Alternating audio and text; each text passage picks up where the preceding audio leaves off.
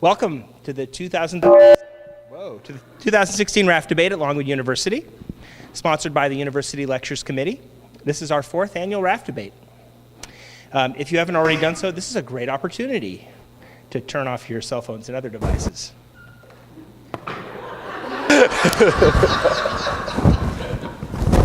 Before we begin, I'd like to thank the people who made this event possible. Putting on an event like this is an incredible amount of work. Most of it not that good. And I'd like to thank all the people who collaborated, many different departments to pull this off. First of all, I'd like to thank the members of the Lectures Committee, who beside myself are Dr. Lisa Burrs, Timothy Davis, William Gammon, Dr. John Miller, Dr. Joellen Peterson, Dr. Nancy Riddell, Dr. Stephen Samiris, Jordan Sims, Dr. Andrew Yeager, and Dr. Wade Snosfield. And I'm Robert Marmerson. I'd also like to thank Dr. Leslie Cook-Day, who provided tonight's costumes, and the University AV staff who are running the sound and recording tonight's event. I'd also like to thank Cameron, who is helping with slides. I'd also like you to please welcome our participants, who I will now introduce. Acting as our judge and moderator is Dr. Bill Abrams from the Department of Mathematics and Computer Science. Representing the natural sciences, mathematics, and computer science is Dr. Julian Domacek.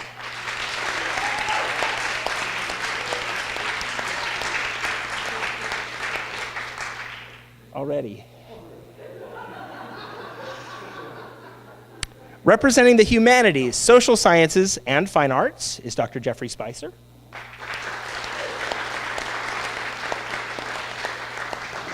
Representing the departments of business, economics, education, and human services is Dr. Christopher Jones. And last but not least, our devil's advocate tonight is Dr. Alec Hosterman, Comm Studies.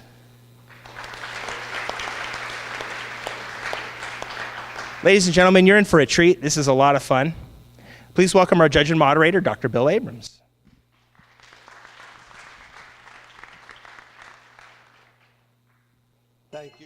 Thank you. I usually don't get to ring the bell, so I'm going to do it first to officially open this Raft debate. And let's start off. Excuse me? You want it again?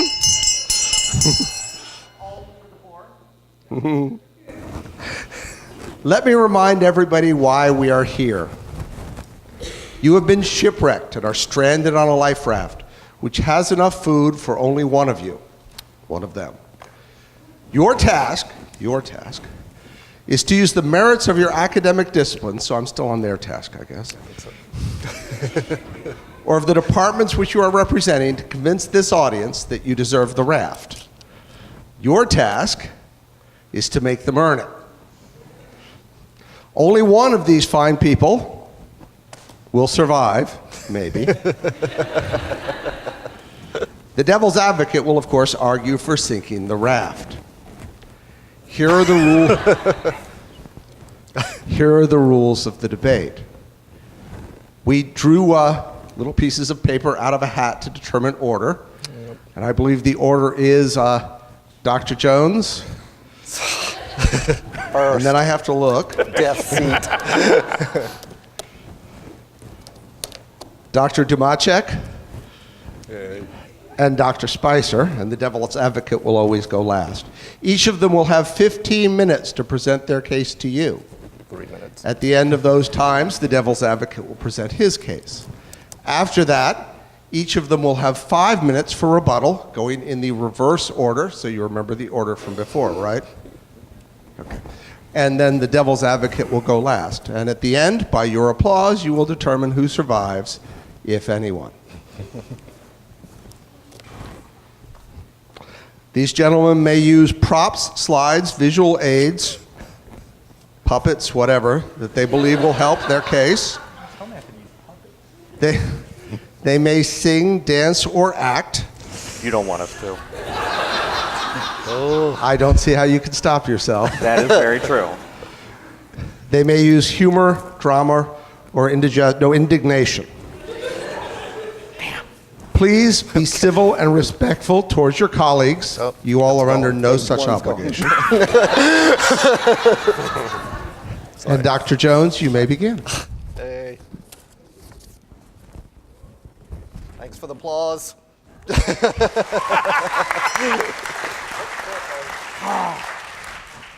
First, lovely. Oh, this works. Good job, man in the sound room. Everybody give him applause.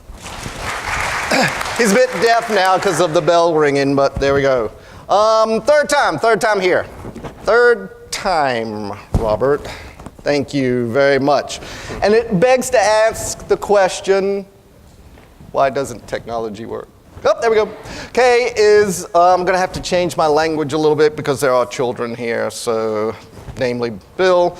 But it begs to ask the question, why do I keep getting on this damn boat? Oh, I didn't do it, sorry. Why do I keep getting on this dang boat? So anyway, I'm representing the field of human services, education, and business. Yeah, that's a natural pairing. Another stellar job, Robert, of education and business. But in that anyway, when my dean found out that I was going to be doing this, he pulled me in his office, and I truly respect our dean, and he says, "Chris, please be proper." And I said, well, I'm always proper. My students know I'm proper, right, students? That's the people that will be voting for me and the only people voting for me. And the dean then encouraged me to remember that you talked about Donald Trump's hand size during your speech to honor Dr. Tarpley's retiring. Really? I don't remember that. And he goes, okay, you twerked at the last Raft debate. And I'm like, I'm pretty sure I did not do that. And he said, there's video of it, which explains why my children who came to the last one refused to come again tonight. But I think what's hilarious, if we look at this picture, is Consuelo's face. That's the best. It's like, what are you doing? So anyway, so it's the purpose for me to convince you to put me, Education Department, Business, Humanities, on that raft, because we are indeed stuck on an island. So the goal is to save our field and to get back to civilization and to stress the importance of education. But really, we all know the sub-goal of this is for me to win. I want to beat these people here. I want to win. I want to beat these guys badly. But how can I beat them? I mean, how can I beat science when you have Dr. Dr. H, who did teams of volunteers would work together to find and identify as many species of plants and animals and fungi and other organisms as possible in one day. It is a regular Bill Nye scavenger hunt. How can I compete with that? Or with Brian Bates, whose Longwood anthropology students go in and identify and categorize historic Virginia sites. How can I compete with that? How can I compete with Minecraft? Should not straighten my tie, should I? How can I compete with computer sciences building in Minecraft? You're in computer science, it's kind of, so I'm glad you got your hobby into the curriculum. Thank you very much, because your kid is really paying attention to me. Tons. This is old guy. It's Minecraft. No, not gonna work. Okay, so, so Minecraft, bringing it together to get kids to read more. How in the world can I compete with that? Or Jeff Bardwell, who's using student-aided research in hopes to shed light on the poison dart frog's defense mechanism. Apparently, he squeezes them to death. But nonetheless, it's kind of impossible to compete with these individuals. And then, of course, enough said. The man walks on water, right? Okay, so how can I compete with science? How can I beat science? How can I beat the humanities when we're looking at Brett, who sits there and he has a play off Broadway, but it's a play in Times Square, where it is, what is it, Ladies' Part, 7 short. I will not be seeing that play, but nonetheless. He has a play. How am I supposed to compete with that? Okay, how in the world? And then, of course, there's Kat, who discusses medieval torture on NPR's with good reason, apparently in period costume, too. So, how can you compete with Kat doing that? And then, of course, these guys, whoa, that's pretty big, where you got Scott and Pamela and Leslie, who they're Longwood Theater faculty, and they receive rewards from the Kennedy Center of American Colleges. This is indeed impressive. I can't beat them. I just can't do it. This is when you go, all. That was pretty pathetic. What's wrong with y'all? But maybe I don't need to beat them. The average person in the United States takes 7 days worth of vacation days per year. 7 days of vacation. Okay, how many? Okay, good. So they take 7. And 78% of them want to go to the beach. I'm on a freaking beach. Why do I need to beat them? Why would I want to beat them? Well, let's take a look at this. If I lose, this is what I eat. If I win, this is what I eat. Highly motivating. So when I sit and I have something to say and represent myself, all I need to do on the island if I lose is I have the conch. I speak for myself. It's democracy in action. If I win, I go back and these people speak for me. No. But then I'd miss all this pop culture, right? And these wonderful lyrics, these wonderful, great lyrics. Okay, let's take a look at a couple of them that I will be missing if I lose. Major Lazer and DJ Snake. And this brilliant lyric. Do you recall, not long ago, we would walk on the sidewalk? What's the meaning of this? Think. They walked on a sidewalk. Now watch me whip. Now watch me nay-nay.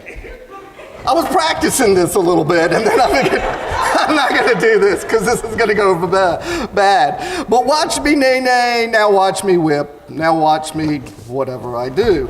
And then we got The Weeknd. I can't feel my face when I'm with you, but I love it. I believe this young man is having a stroke. And then Justin, we can't get through one of these without Justin. Yeah, is it too late now to say sorry? Because I'm missing more than just your body. It rhymes, that's good.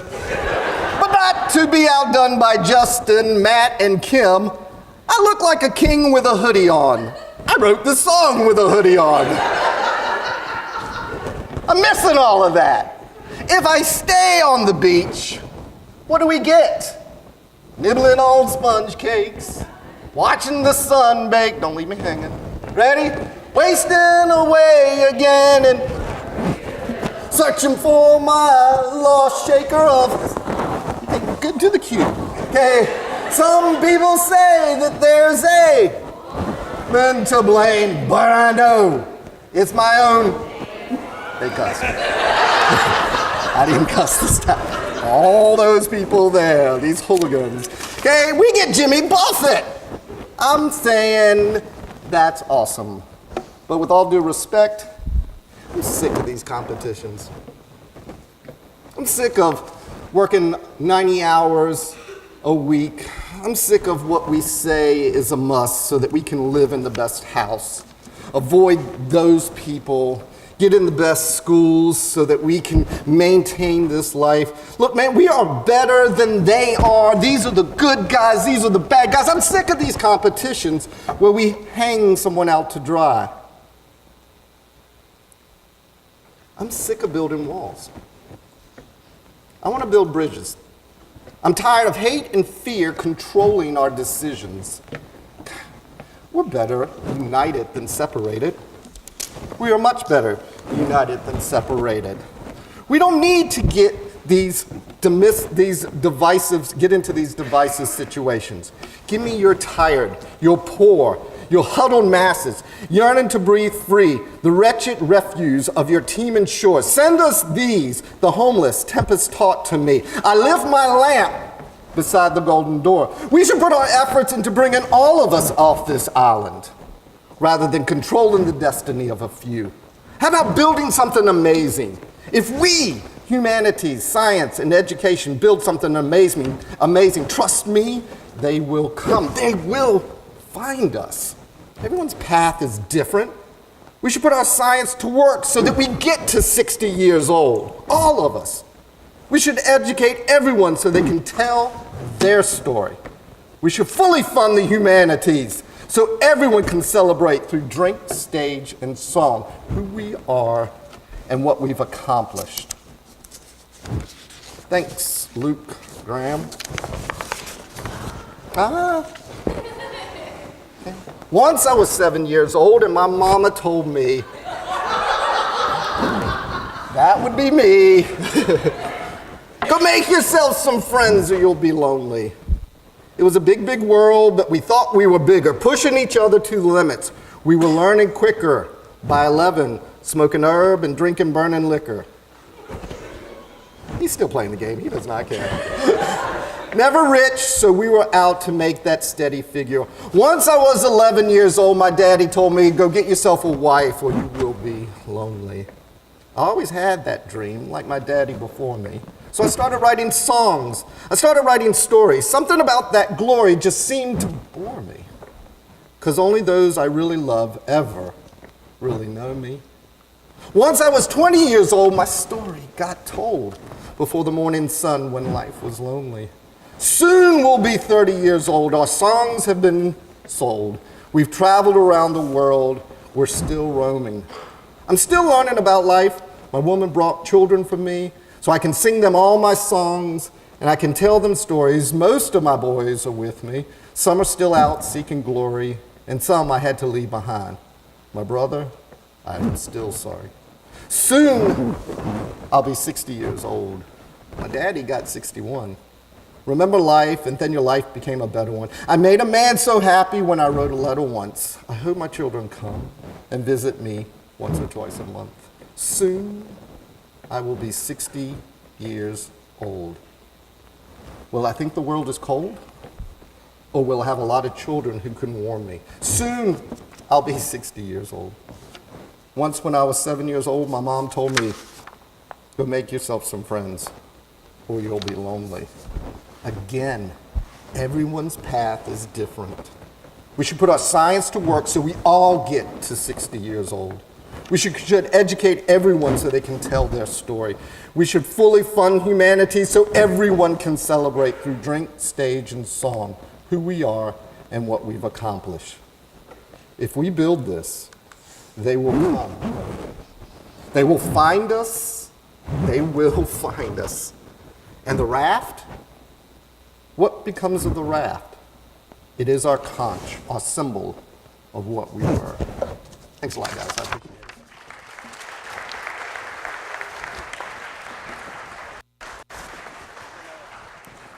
Oh, I thought he doesn't. It's not a devil's advocate on it. Afterwards, just at the end. Devil's advocate at the end. Okay. All right. Excellent. Mm-hmm. That's a tough act to follow. That's pretty good, right? Yeah. All right, so I'm the new guy at this thing, so I got to be a little bit serious, right? I mean, I'm the new one. Thanks for everybody for inviting me. I want to personally thank every single person who cast a vote for me. I will go around and shake your hand, every single one of you. So thank you so much for that. Thank you for the lecture committee for inviting me along. This is my first year at Longwood. It's a great place. Yay, Longwood. I've enjoyed my time here immensely so far, but I got to be a little serious. I agree with that. This is not my third time through. My third time through, I probably would do the same thing. As I'm desperately trying not to be in it. So I'm going to talk about computer science is what I'm going to talk about. I've got to defend my discipline. I'm going to talk about computer science because I love computer science. What is computer science? You start off lectures and you always have to give some definitions. Computer science is the science of problem solving. It's the science of problem solving. What we study all day in computer science are algorithms. Does anybody know what the definition of an algorithm is? I know it's on the exam. A systematic approach to solving a problem. And what's the second part of that? It must terminate, okay? So we study algorithms, a systematic way of solving a problem that must terminate, and that's our definitions. That's a lot of fun. So what do I do normally in class? I normally give a question a day in class. The questions a day are usually off the wall, something like goats or sheep, why? And you have to fill out a little thing. You have to write it in. It teaches you something about you. It teaches me something about you, your classmates something about you. I'm going to give you a question of the day today. The question of the day is, name what are the 3 oldest universities/colleges in the Commonwealth of Virginia. If you know this question, I have 3 $1 bills right there with this beautiful woman in the back. First 3 people who can go tell her the correct answer get a $1 bill. This is not a bribe. This is serious. It's right there. It's right there. I've heard you can bribe your way to the Raft. I don't know about that. I don't think I can bribe my way. This is not a bribe. All right, so they're right there. I'm not kidding. They're right there. How can you solve this problem? Well, Google. I would ask Dr. Marmestein because I think he probably knows the answer. That would be the first one. The second way you could solve it, you could go right down here to the library, right? Flip through some pages in a book. Right there. See, I'm new here. Right? You could go right down there. You can flip through some pages in a book, and next week when you get the answer, you can come by and see me. Okay? No, you're going to Google it, right? Anybody got their phone up Googling right now? It's $1. It's $1 right there. It's real. $1. You can buy a lot of things with $1. $1 bills. You can buy a lot of things. It may take a lot of $1 bills, but you can buy a lot of them, right? One at a time, right? So Google it. What is Google? Google is a website. It's a place that you can go to get your questions answered. What is Google? It's a search algorithm. All right, it takes in some text that you got, some of these words that you put in, and it returns the websites that are most relevant to the words that you typed in, okay? So does it terminate? Yeah, right, because you get a result back. If it didn't, you would spend forever sitting there waiting for Google. I mean, sometimes I feel like it happens. All right. So we see algorithms all the time. People ask me, what do I do as a computer scientist? What do you do when I say I'm a computer scientist? They say, well, what's that? Can you fix my computer? It's slow. I say, maybe. I study algorithms. That's what I do. And then people look at me and like, algorithms, just like y'all did when I said algorithms. You're like, Right? And then I say, okay, you know what? I really like to bake pies. Do you like pies? Yeah, right? And so I say, I study recipes. All right, I study recipes, and I've got a problem. I don't have enough apple pie in my life. And so how can I fix that problem? I can bake an apple pie. And how do I bake an apple pie? I take some ingredients. I take some sugar, some flour, some apples, some butter. That's a real apple pie that I baked. Well, probably my wife baked, but I'll claim it. I baked it. All right, so there they are. I've got these ingredients, and then what do? Do I just stick them all together and leave it somewhere, and do I have a pie? No. I've got to do something to get a pie out, right? Do I want to just take that apple over there? That thing's got leaves sticking on it. It's got a stem sticking on it. That's a tree. That's not an apple. That is a tree. I do not want to eat a tree. Okay, so what do I got to do? I got to take that stem and I got to throw it away. I got to peel that apple. I've got to cut it up and slice it up, and then I'm going to stick it in. I'm going to roll out a crust, and then do I just leave it there on the counter? No, what do I need to do? I've got to bake that thing, right? So I just pile that whole thing in the oven, right? Does that work? No, I've got to put it in a pan first, or a pie plate or something first, right? And then I got to put it in the oven. Okay, so I take it, I put it in a pie pan, I preheat my oven, I stick it in there, I leave it 20 minutes, it comes back, it's golden brown and delicious, right? It's great. And then I post it to Instagram, and what happens? What? Everybody wants a pie, right? They're like, hey, Dr. Demacha, can you make a pie for me? And I'm like, no, I don't have the time to do that. I got to be at the Raft debate. And so I got to get on that Raft, right? And so what do? I give them my recipe. And they can make their own pie, can't they? They can follow the same procedures and make their own pie. They can solve their own problem with it because algorithms are reproducible. I got a problem. We have a lot of problems. I probably got 99 problems. Y'all got 99 problems? Yeah, that's what I thought. I got a lot of problems in my life. One of those problems is that my granny misses me. Does your granny miss you? She just like, oh, I wish I could see your face again, right? I wish I could see your face with that cute little cat. What's the internet about? It's about cats, isn't it? Yeah. She wants to see you with that cat that always sits on your lap lap, and it cuddles you when you have to write those English papers. We don't write papers in computer science, but in English you might have to write papers, right? So she cuddles you and comforts you, and it's warm. All right, and so what do? How do you fix this problem that your granny wants to see you? You can't make it. You take a picture, right? You take a picture and you send it to your granny. You take a selfie with your cat. You know, snap a feel on your phone. Hey, Granny, look at me. And what happens to do that? How do you solve this problem? You take that picture, and then, like, algorithms happen, right? Somehow, light turns into numbers in your phone, and numbers in your phone turns into images, and images fly across space and time to get to somewhere else. You know what happened? 500 years ago, if you said, I can send an image across space and time, you know what they would do? They would burn you at the stake because it's the dark arts.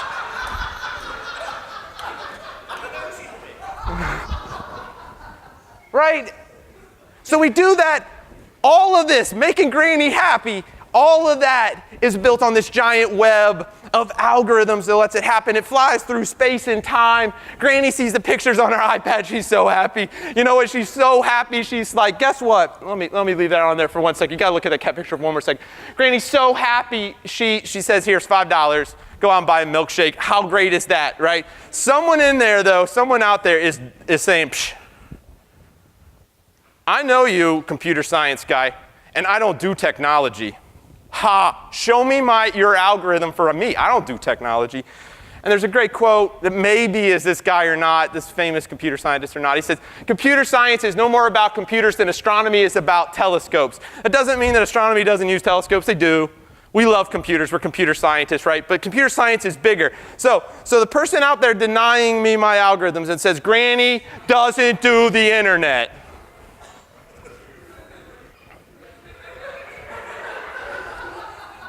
That's my grandmother-in-law. No joke. Granny doesn't do the internet. You think, well, how can I solve this with an algorithm? I take a picture, right? I print my pictures out. Hey, there's algorithms in there, but I'm going to give you that one. You print your picture out, you got your Polaroid, whatever you want, you put them in the mail. Gotcha, computer science, man. You're not going to fool me. And then you put your what? Your zip code and your address on it. And what happens? The mail carrier comes, picks up your envelope, and it looks at it. It takes it back to the post office. Post office takes it and says, oh, this zip code's in the Northeast. It goes on this truck up there. This zip code's out west. It goes on this truck over there. And so somehow or the other, using an algorithm, the United States Postal Service moves your mail to your grandmother's, even though she's sticking out her tongue at you, to your grandmother's post office, and the mail carrier picks it up, takes it along the street, and delivers it to her mailbox. Algorithms are everywhere. You may have used an algorithm on your way here. You know, Granny's mail is a systematic approach, reproducible results. USPS, it's a stretch. But FedEx, right? FedEx always gets you your cat toys, right? They get you your cat toys. So let me say that. You might have used one on the way here. You might have gone through an intersection, right? It might have had like stop signs and stuff. Who goes first? I can tell you the insurance company knows who's supposed to go first. Okay, there's an algorithm for that. You know, somebody's got a first to arrive, people, blah, blah, blah, all kinds of things. All right, there's algorithms everywhere. We got problems. We got something big coming up here in Longwood in November, well, right before November, right? Something big's going to happen in November. Yeah, we already talked about it, right? Something big is happening. Longwood's part of that, right? Longwood, vice presidential debate. Yes. Yes, Longwood, yay. We've got to pick a new leader, okay? And what is that all about? We got to pick a new leader. Democracy, right? Freedom and democracy. How does democracy really work? We vote on things. Everybody's got an opinion and we vote on things, right? Is it random who we pick? Hopefully not, right? What we want to do is we want to have it so that when all of you cast your vote, we can systematically go through and we can count those votes and we can decide who the winner is. Who should we actually select? And it should be reproducible. Same votes cast again, same person should win, right? Unbiased results, reproducible, unbiased results. Our input is the votes that we have. Our output, our procedure is to count the votes. Our output is the person who should win. Democracy is fundamentally built on Computer science. What? You believe that? Yes, it's true. Computer science is everywhere, right? I could have spent 20 minutes, 15 minutes, however long they're going to give me. I could have just set up here listing these things off, right? How many of these things do you do? Amazon? You like Amazon? Yeah, buy some stuff. You like Netflix? Yeah, that's where you're going to lose. I mean, some of you are back there watching Netflix right now, right? Skype, baking, video games. Dr. Varmestein's proven the point on that one, right? Telling time? That's an algorithm. How do you figure out what that? It's an algorithm. Believe it or not, anybody like action movies, like superhero movies? Yeah, digital special effects, that's computer science. Tying your shoes. You couldn't tie your shoes this morning without a systematic approach to tying your shoes. You learn it so young, that algorithm, but there it is. Man on the moon, rockets landing on ships, sailing a boat. They can't even make it home on the raft without computer science. Making change, golly, it's so many things that are there. Pizza delivery, tonight when you're eating your pizza, watching your Netflix, talking with your friends on text. You know, think, do algorithms really play a part in my life? Right, yeah. They play a part in our lives in so many ways. There's something else that algorithms are good for, well, computer science does for us, and that's meme generators, because we always need more memes, right? I heard you could promise Chipotle and win. Is that what happens?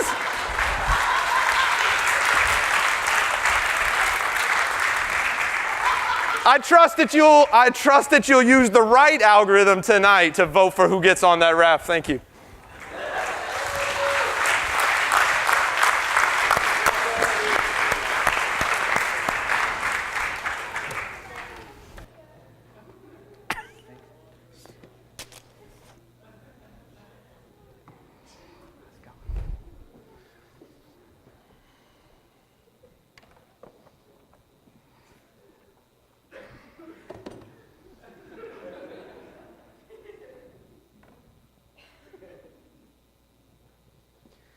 Problem as I see it is that we can't build rafts that will hold 4 people anymore. America is not what it used to be. We need a stronger America. If you put me on the raft, I'm immediately going to set to work building a better raft. It's going to be a huge raft. It's going to be huge. It's going to be magnificent. It's going to be the best raft. And I'm going to get the fish to build it.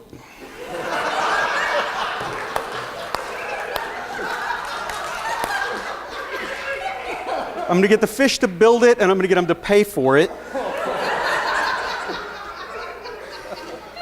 The fish are going to tow me back to New York Harbor.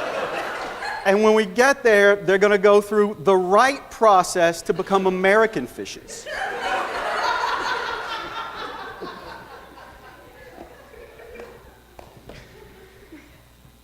American politics at this moment is a rhetorical device, right? When you learn stuff about language, this whole thing is going to be about language, right? When you learn stuff about language, you figure out that there are different classes in it you can take, obviously, right? It's magical, but there are subdivisions of that magic. There's like charms and potions and defense against the dark arts. And you got to be aware of what's going on around you in order to defend yourself against those language processes, right? Swear to God, I'm not making this up. The guy that won this debate last year promised Chipotle. Promised it in his closing speech. You can Google it. Yeah, you can. True fact. All right. So I got this story to tell you, right?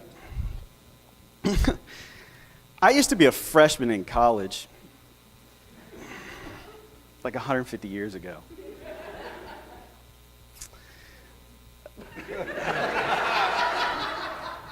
148?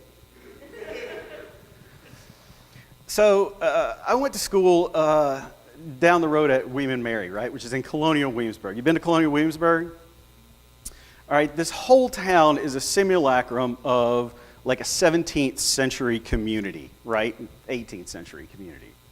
Depends on where you go in it. And it's dark. It is a long dirt street, and especially when I went there, which was before they invented like electronic lights, it was long and it's dark, and in the middle of this street, they had an old movie theater, an old opulent movie theater, with like velvet red curtains like these. Kind of looked like the Phantom of the Opera, big chandeliers hanging down.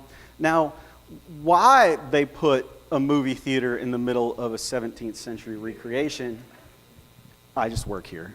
I don't know how to answer that question. But at this little theater, they used to do midnight movies for the college kids, right? So they do cult favorites like Rocky Horror Picture Show, right? That's good, right? Building the anticipation.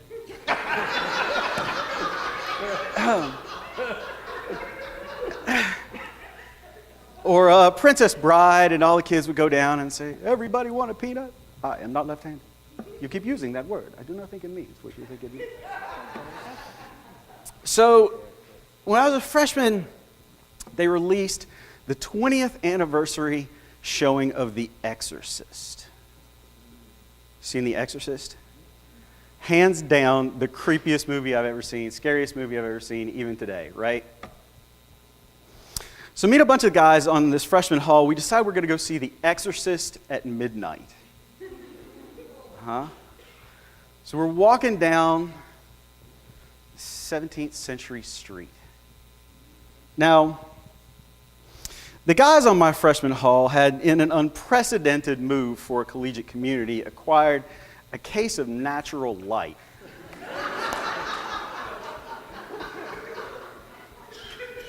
Now, I, being the abstemious, upright, clean living, and constant prayer sort of soul that I am, had not been drinking that evening. But I had this buddy, and you have this buddy too. His name was, let's call it Steve. Steve today is a very successful pharmacist. But at the time, he was just like pharmacologically precocious.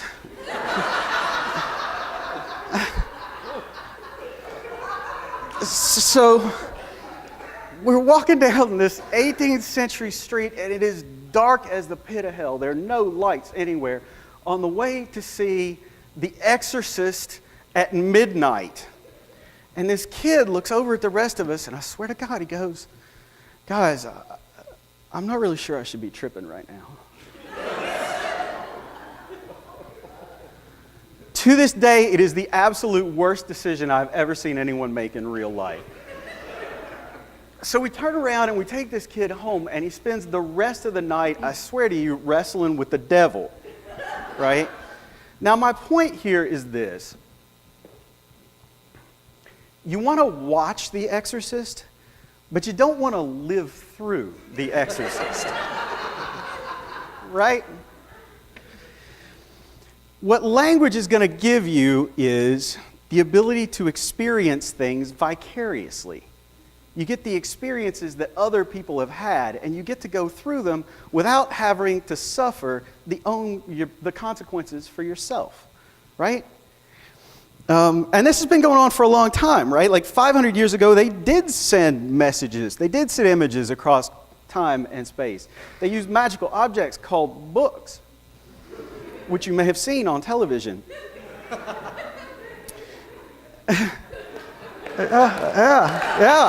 All right. He's even got one. It's sweet. It's an artifact. And as Dr. Dubacek points out, we've got different delivery mechanisms for stories, for experiences now, right? Like Netflix, for example, is a great example, right? Netflix streams 10 billion hours a month.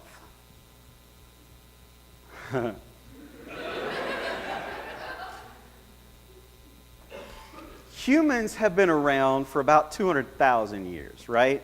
And every year, humanity acquires 13.7 million years worth of Netflix experience. So consider that when you're binging, right? You're building up the human stockpile. Okay, what I really want to say to you is this. Sincerely, think about who you are at the core of it. Like, what kind of thing you are. What are you as a person, as an entity, as a thing?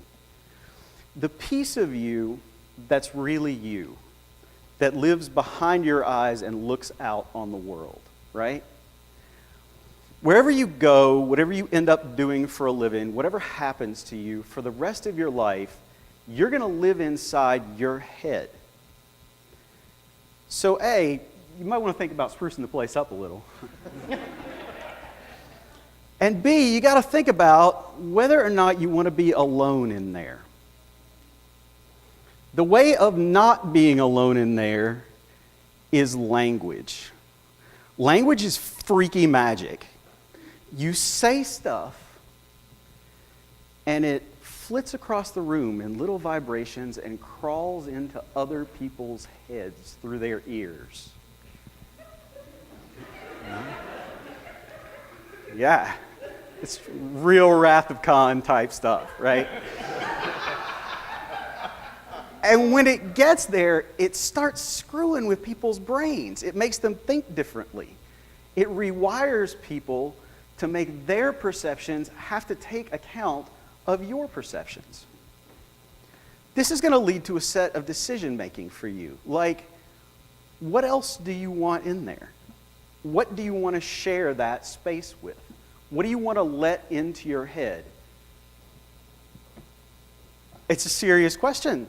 Like, people watch and read and take in a lot of stuff through a lot of different linguistic mechanisms without being very critical about how that rewiring is taking place. But I want to share with you a couple of the wirings in mind, right? We're going to be on this raft. So a couple of the people that I share my head with, right?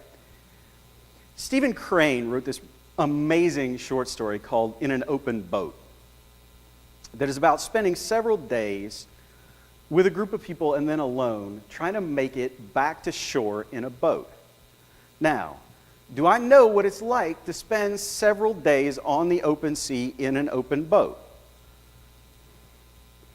Yes and no, right? I mean, I've never been there, but I a little bit have that experience. I've had to ask myself the questions of what that would be like, what the psychological and physical factors would be in that situation. There's a guy named Patrick O'Brien who writes a series called Master and Commander. They made a movie out of the first one a few years ago. It's a ridiculously good series of books. And I have read all 21 of them. And this means two things. One, I am a mega nerd. And two, I know way more than anybody in my position ought to know about the relationship of the thrust of the wind and the leeway of a sailing craft.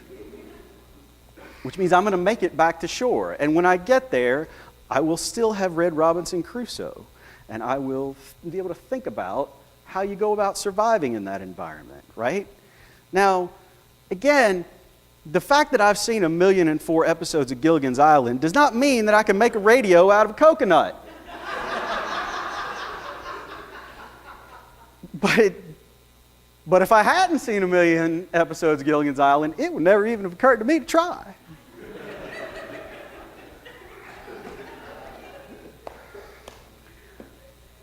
Language is going to work along a lot of different axes, right? It's going to be able to send messages across space, across time, so that you can experience the lessons that people have learned before you got here. And it's going to do a little bit more than that. It's going to transcend fictional and realistic barriers too, right? I mean, I would wager that most of the people sitting in this room know what it's like to go to a magical English boarding school. Right? How does that happen? It's because language is a way of not being alone. That's what I got for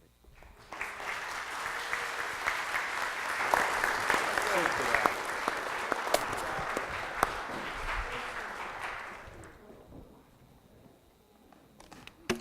I hate to break it to you.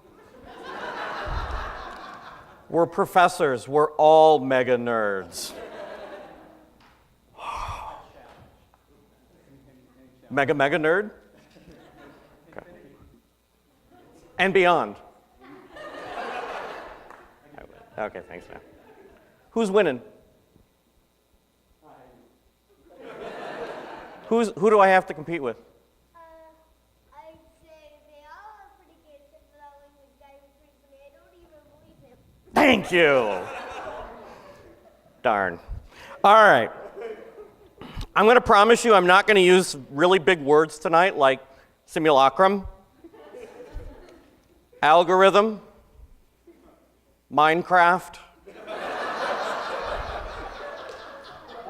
I promise you. Tonight, all these arguments are flawed. Notice I have the red lights now, obviously.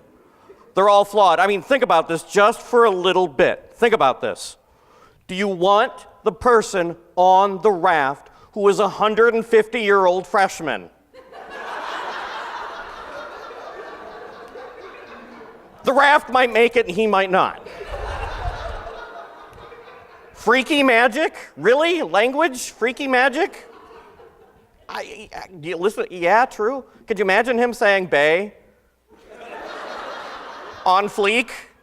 Will they understand us? No, they wouldn't. Or, you know, if we look at math and computer science, really, honestly, do you want to send a math and computer science person back? Do you? Okay, how many people in here are math or computer science?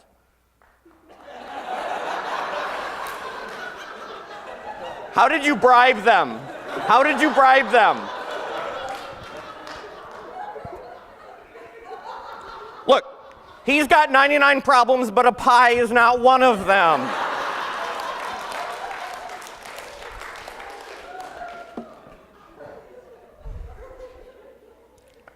And you know, he's talking about cell phones and that kind of, aren't they all the fault of all of us? I mean, look, we cannot go 15 minutes without checking our cell phone.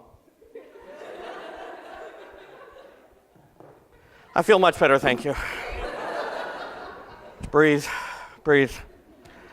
You know, I mean, look, he also says, look, if democracy is built on computer science, I mean, if politics is built on computer science, right? Politics is built on computer science? Okay, good. Explain Donald Trump. Bugs in every system. I'm just asking. I mean, I'm just trying to point out some logical and fallacies. And then, look, Dr. Jones, can you imagine this gentleman on the island blowing a conch shell, twerking, and singing Jimmy Buffett songs all day long? My friends, we need to keep him on the island until he learns how to sing. That is really the approach, the argument. It's obvious, right? No. With deference to my colleagues who I respect and poke fun at. And I respect and I do poke fun of them and I respect them immensely, especially since I'm not tenured and I don't know who is going to be on the committee in 4 years. Each of them wants to be the only person on the raft, arguing that their discipline or disciplines is more important. Honestly, doing so crafts a very simple assumption that one is better than the other.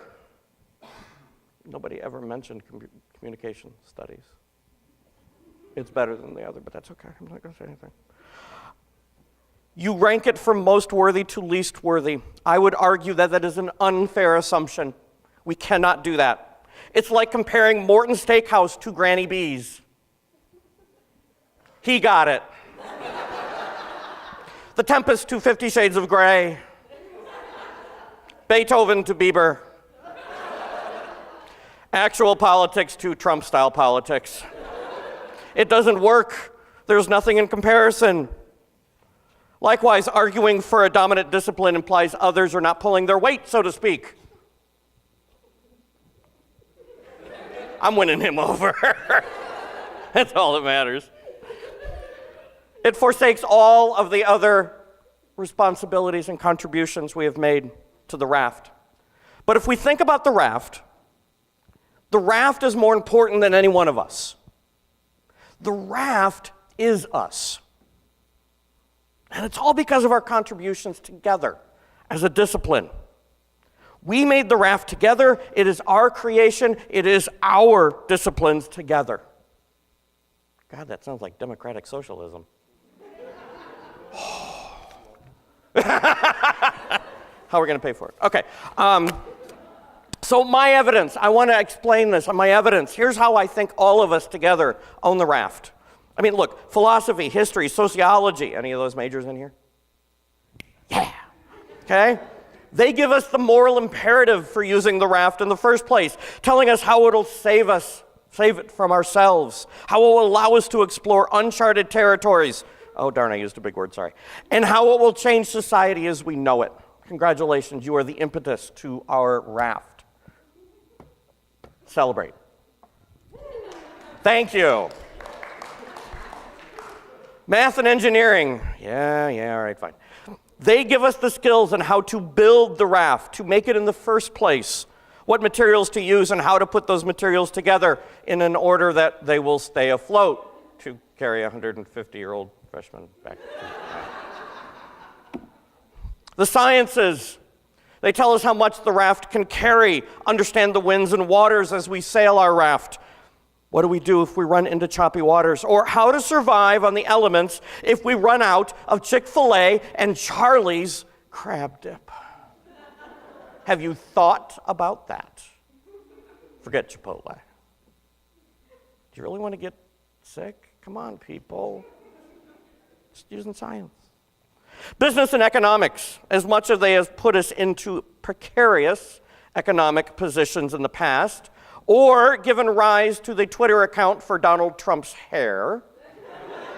It is the truth. It is at Trump's hair. It has its own Twitter account.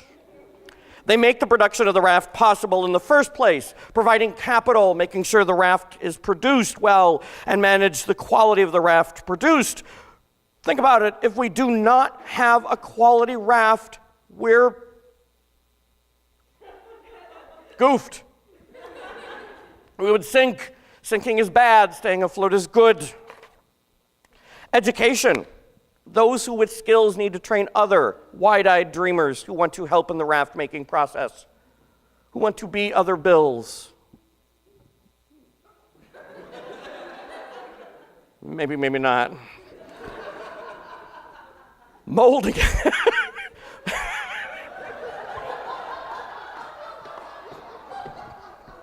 I cracked myself up. Molding minds and helping people ensure future raft builders. Communication, English and the languages. How are we going to tell the world about our amazing creation? Simple. Tweet it. Through those that speak their language and spread the word wide and far. That's how. And then there are the arts. What use do the arts have? Any art majors in here? Theater? Music? Awesome. See, they represent, okay? What use do they really have? Seriously, think about it. Honestly. You don't. But no, seriously, they do. They do. Most everyone else has a purposeful function. Where these disciplines speak to the form and function of the raft, the arts speak to the continuing adventures and love affair we have. Oops, that sounded awkward.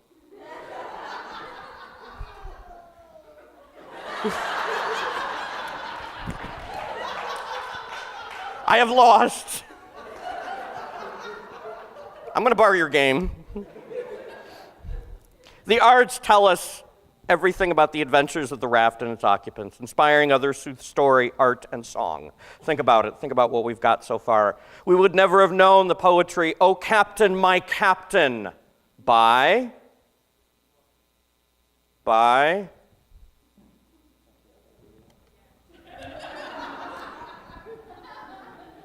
Walt Whitman. Ugh. The math and computer science, yeah, okay, fine. Never would you have had to memorize the Rime of the Ancient Mariner by Samuel Taylor Coleridge when you were in middle school like I did over and over again. That might have stunted me a little. Ever read The Old Man and the Sea by... Did you say Seinfeld? Really? Which old man? No. Hemingway, my favorite author of all time. Oh my, did I lose my place? Oh, wait a minute, there we go. There we go. The Raft of the Medusa by Garrico, in a painting that is as beautiful as it is haunting. Or see even that lovely theater production, Showboat. Get it? Watch Alfred Hitchcock's classic Lifeboat.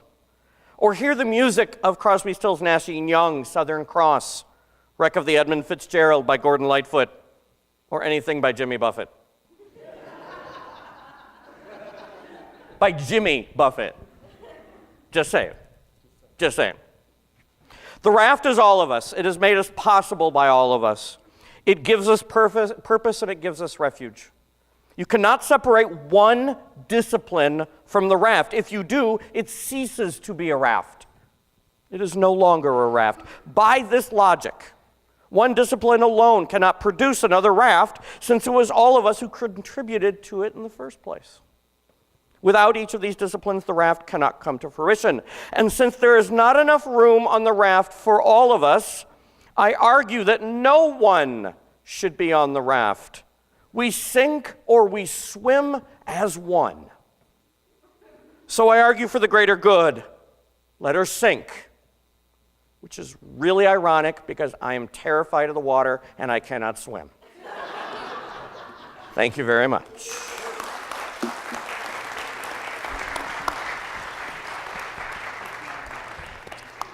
Now each of our raftees will have 5 minutes for rebuttal, and we'll go in the opposite order that we started.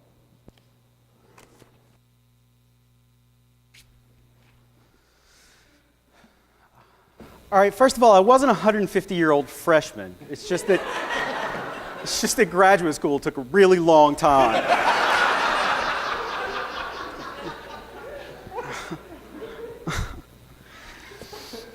All right. First of all, I agree that all of the disciplines are connected, right? I mean, to be fair, the one doesn't really survive without the other. Jimmy Buffett is Warren Buffett's nephew. How's that for weird? Pause, let it sink in. That was awful. All right, I'm using up my 5 minutes.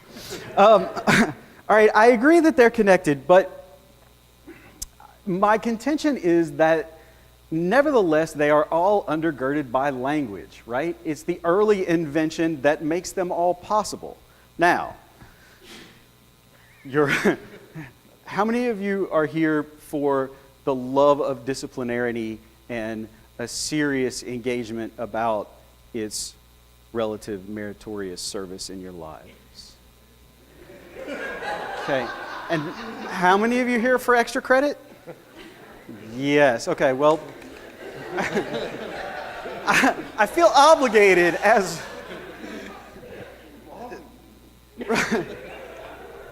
Given that I'm giving a rebuttal here, I feel obligated to speak to my math and computer science brethren for a few minutes, just to give myself a chance. You know? All right, lots of you probably think of yourself as like a math person, or a science person, or an Englishy person, right? Yes, no, absolutely, God, no. There's a lot of you in the middle. My question is, where did you come by this assertion? I think it probably happened sometime in middle or secondary school when one of your teachers told you weren't good at something. Go to any elementary school in the country and start reading them a Dr. Seuss book, and 99 out of 100 kids are right there with you. They're on top of it. Moo moo, buzz buzz, pop pop pop, ee hee hoo hoo, clop clop clop, diddle dop dop, cock-a-doodle-doo. And they're just thrilled to be a part of it, right? By the time you get to high school and somebody gives you a big tome of a novel to read, you hate your life because somebody beat that joy out of you with a red pen. My argument to you now is you are undergraduates in college, right?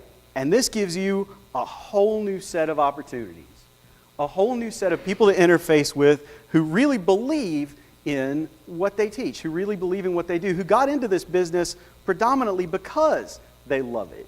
So go find out why. These skepticism, but it's all right. He's not there yet. The thing about the disciplines is, although somebody may have beaten it out of you, you get more opportunities to explore stuff, right? Undergraduate education is about exposure rather than mastery. You get to go, especially in your first couple of years, right? You get to go explore stuff. You get to go find out about things. You get to go interface with other people who look at the world differently. And each of these disciplines is a lens that you can look through. It's like, you ever have an eye exam? You know, you go to the eye exam and they put that thing in front of you and they flip the lenses and they go, better here or here? Better this way or this way? That's all disciplinarity is. I heard a speech a couple of years ago by a really famous historian, Gwen Dyer, who was a great historian if you get a chance to read his books.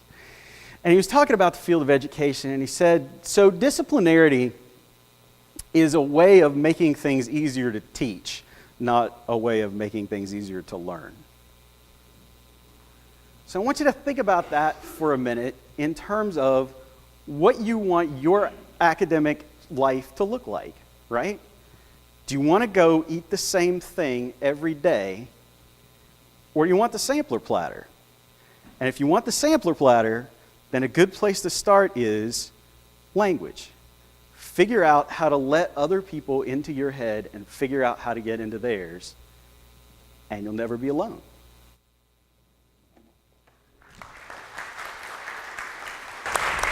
Well done.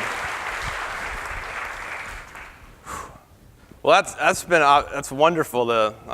I've learned all kinds of things about Buffets and things. It's wow. In language and space and time, I'm learning. You're learning. So we're professors. Well, actually, I have one thing to say first. Politics. I was thinking about voting systems, right? Voting systems. We want to make sure that it's repeatable. Do you want in November to decide who wins the presidential election by a coin flip? Would you like to have an algorithm that tells you who wins the election? Okay, that's where computer science and elections come in, right? I mean, really, you want a coin flip? All right, so as professors, we're like all optimists. I mean, we're optimists. We firmly believe that our disciplines are important. We firmly believe that when we teach you, you're going to learn and you're going to get something from it, right? That's why we are here. All of us, we love our disciplines. We love what we do. And we firmly believe that. We believe that our disciplines are important and that you, if we teach them to you, you will learn to love that discipline too. And you know, that's great. And we firmly believe that you can make wise decisions in your life, okay? We wouldn't teach if we didn't think you were able to learn and that you could love what we do and what you do and that you could make wise decisions, okay? Devil's advocate, he's a pessimist. He's not an optimist. Why is he a pessimist? He doesn't really think that you should have anything. Listen to him. He says, if you can't have it all, don't have any. Doesn't matter who's up here, who's helping you. What is he really saying to you? I want you to have nothing. I don't want you to learn anything.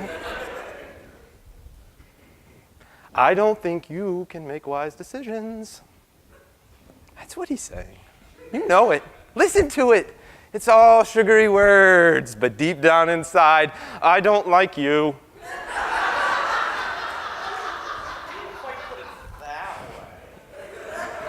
Language. Computer science, we're not only optimists, we're realists. We are the realest of real people because we solve problems. We solve real problems. We solve your problems. We solve my problems. We solve all kinds of problems. Problems come up with the way we solve problems, and you know what we do? We solve those problems. All right, we are so real. I mean, think about how real we are. In reality, books are written so that information can travel space and time. Wow. But in reality, how do I read? I have to follow an algorithm. Start at the top right, left, and read this way, and come back over here and read that way. And read, I can't read out loud without an algorithm. When do I stop? When do I have a comma? What do I do when I hit that little period? What's an M dash? What does it do? I have to have an algorithm to read. I have to have an algorithm to communicate. Without an algorithm, what is a book? Without an algorithm, the only way we can read is to randomly choose words. Every time we pick up the book, it's something different. Take that test. Go and take your exam like that. Oh, I just reread the question. I got it wrong. What do I do? Oh no, it was B. It was A. It was B. In reality, English language is an algorithm. It's computer science, right? Oh, in reality, education and grading is an algorithm. Grading's an algorithm. If you don't grade with an algorithm, you just random. You want that? Algorithms live all around the world that we live in. You know, I can tell you this right now. I know I need algorithms in my life. I need computer science in my life. Somebody's going to get on the raft. Don't waste the raft, right? Don't waste the raft. Put somebody on it. And I need algorithms in my life. Longwood needs algorithms every day. The world needs algorithms. I bet each one of you needs an algorithm in your life. You know, I can't make you vote for me. I can't make you vote for computer science. You know, hey, who's getting extra credit? Any of my students raise their hand? No. No, they didn't. Yikes. Woo. Woohoo. I can't make you vote for me. I can't make you vote for computer science on that raft. I can't do it. There's no way I can do that. But I can tell you this. I don't want to be on that raft. I don't want to be on that raft if the world I come back to doesn't have Netflix.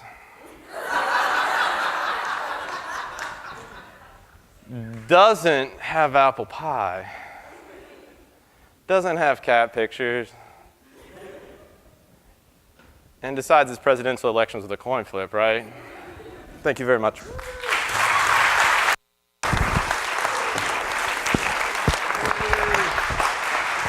Good job. Hey, here you go. Thank you. I could have sworn this guy was going to fall off the stage. So close. The whole time I was waiting. I don't have my glasses. I cannot read a note that I said. So, you know, yeah, when that power goes out, I think your algorithms are pretty screwed. So there we go. We're waiting. We're waiting. I tried the whole time, right? What is up with this dude? I sit here and I play to him Minecraft and everything else. and he pays attention to the dude that starts talking about algorithms. I throw up Minecraft, he doesn't pay any attention to me. I'm wondering seriously, Robert, what you're doing to this child. All right, there we go. All right, where are the people who's taking this guy's class? Raise your hands. I want to see your notebooks. Because I don't know what the hell this guy's talking about most of the time. Okay, it is apple pie fetish. He's watched American Pie way too much. I think he is reliving his youth. I don't know if it's cooked cats, grandma's tongue. I don't know, but I don't know what was going on. But I tell you what, I want to attend one of his classes without a doubt. So okay, go with it. Have that. And then our esteemed English college. I just felt like putting on some Pink Floyd while he was talking. In fact, I want to take his little speech here, I want to play it backwards, throw on Pink Floyd, and throw The Wizard of Oz on and see what the heck Linda Blair is saying backwards. Some of you don't know what the heck I'm talking about, and you're good people. Good job. Look, arts, where's our art person? You're the art person here. Look, Timothy Hoyer, who I love, write that down. Timothy Hoyer is my brother-in-law. He lives in New York City, is a great artist. In fact, you can get out of your car in one of the Grand Theft Autos and go into his tattoo parlor in New York. Famous.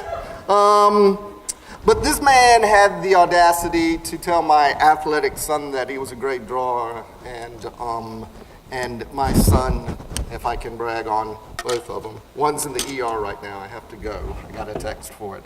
But my son drew something and won. And I think that was bigger than any soccer goal or any baseball goal. It did more for him and his esteem. And it's all because this artist took time and said, you know, what you do and what you feel matters. If he decides to become an art major, he's paying for it. Not, but nonetheless, I appreciate it. Bottom line is, serious for just a second, is you're at Longwoods. For some of you, this wasn't your first choice, but you're here, and what a great place to be. What great opportunities you have. Look, we don't need to get on this raft. We're old and overweight and everything. Yes, we are. We definitely are. But you have so much potential, and we have so much that we would like to give to you.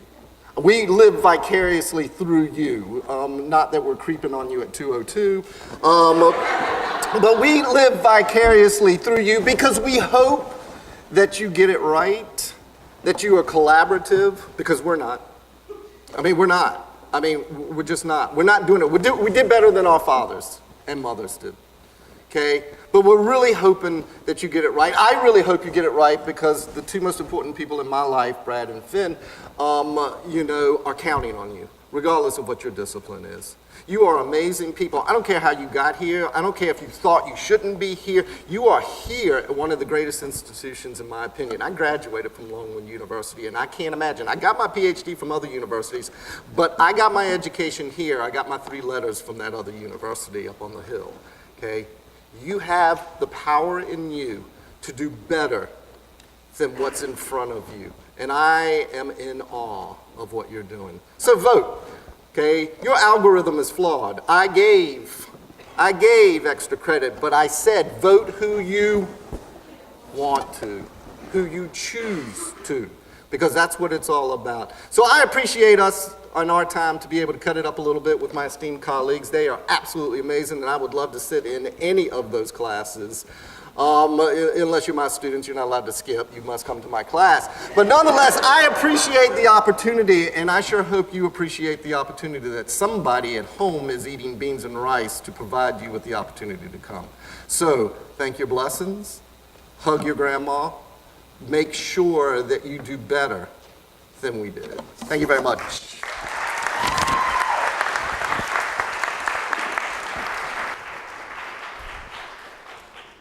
I came here tonight, and I actually have either allergies or cold. It's one of those things. So I'm hopped up on Allegra D. So I'm not too proud to pull out the pity card, at this stage for the vote. I'm just saying that right out the bat. I was accused of being a pessimist.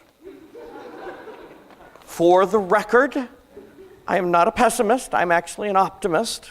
Tonight I get to be the pessimist because it's kind of fun, to tell you the truth. Trying to figure this out.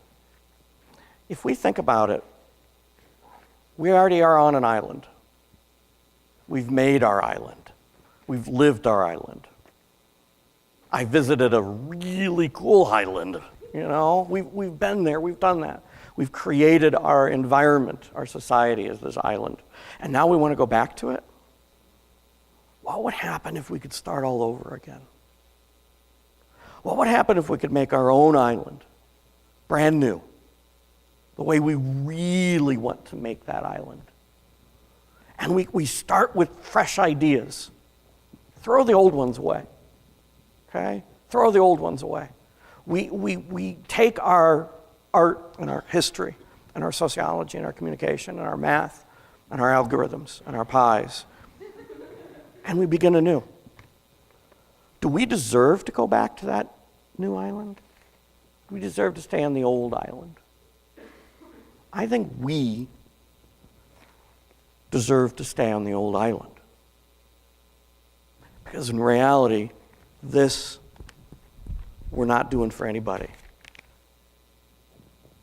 Except for those three right there. I would argue that the people who should be on the island, forget us. And that should be on the island, him, her, and that one which is asleep right there. Because that's who the island should be for. And you've come to Longwood to learn more and more about things that are fascinating, extremely fascinating, because your brain is going nuts and you enjoy it. You love it. But think about what you're doing. You're not really doing it for you. You're doing it to help the people who are after you, the people who are going to build their own new island, that perfect island that they want. So yeah, do we want to do the politics and the voting and decide who the leader's going to be on a whim? No. But that's the joy of a new island.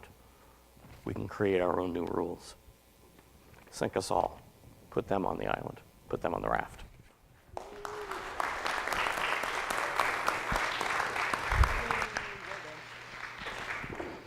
Before we start voting, can we have one more round of applause for all our speakers here?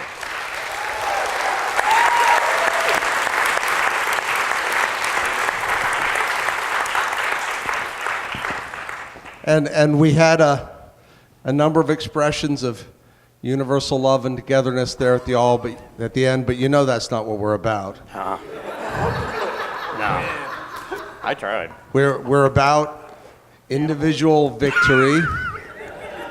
And so I'm going to hold my hand over each of our speakers one at a time, and by your applause, tell us whether you want them to win or not. So let's start right here.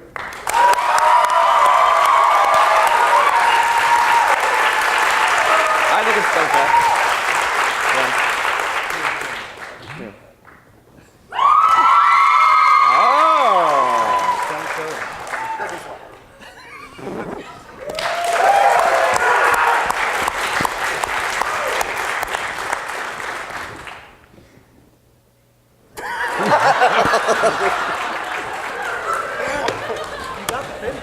I got the pity clap. Yes.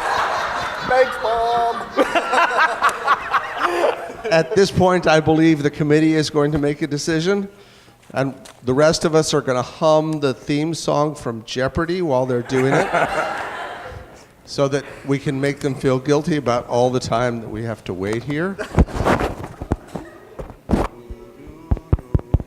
Still live.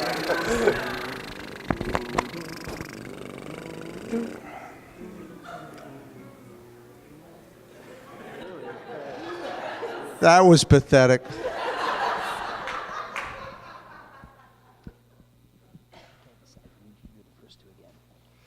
Okay, they can't decide. So pay attention this time, guys. We're going to do the first two again.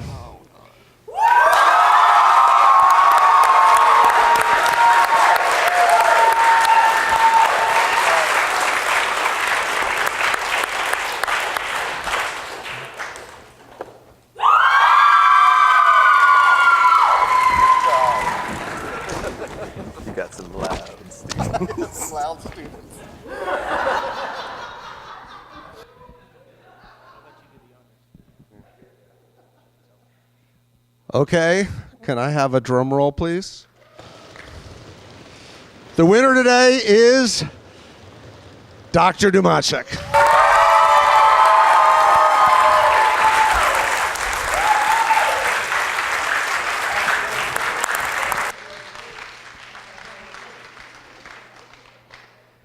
I'd like to thank everybody again who made this possible, our participants, AV staff, and members of the University Lectures Committee. I'm not sure Rick really participated.